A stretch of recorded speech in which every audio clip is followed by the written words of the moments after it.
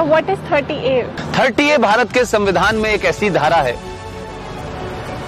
ये धारा ये कहती है कि हिंदू अपने धर्म की शिक्षा नहीं दे सकता, अपने कॉलेज में नहीं दे सकता, प्राइवेट कॉलेज में नहीं दे सकता, इसके लिए कॉलेज नहीं बना सकता, और जो सरकार के जो कॉलेजेस हैं उसमें नहीं दी जा सकती।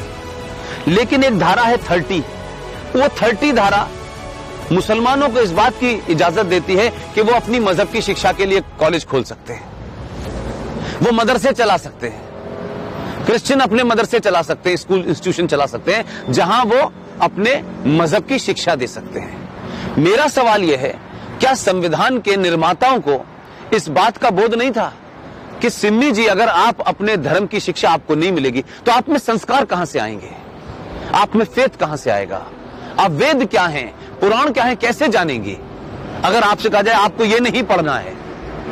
और भारत में एक ऐसी सिविलाइजेशन जिसके 5000 साल का जो रिटन डॉक्यूमेंटेशन है, उसमें भारत का कोई भी आप दौर देख लें, कभी भारत की सनातन संस्कृति के मानने वालों ने दुनिया के किसी देश पे हमला नहीं किया।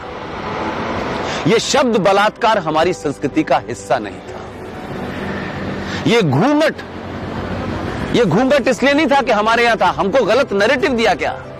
ये भारत के अंदर जब मुगल शासक आए, उनका एक ही एजेंडा था कि जितने गैर मुस्लिम औरतें हैं उनका रेप करके उनकी नस्लों को सुधारना है। ये बलात्कार शब्द हमारे साहित्य का हिस्सा नहीं था, ये तलाक शब्द हमारे साहित्य का हिस्सा नहीं था।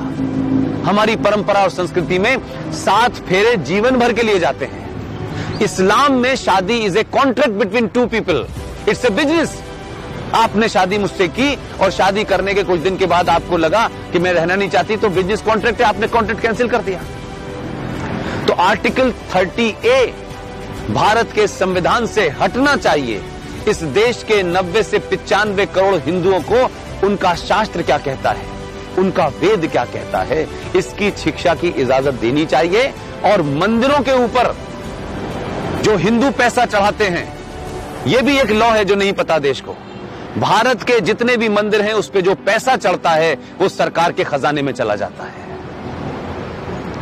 और भारत के मजारों के ऊपर जो पैसा चढ़ता है, जो गुरुद्वारों में पैसा चढ़ता है, वो सारा का सारा पैसा उस धर्म के मानने वालों के पास चला जाता है।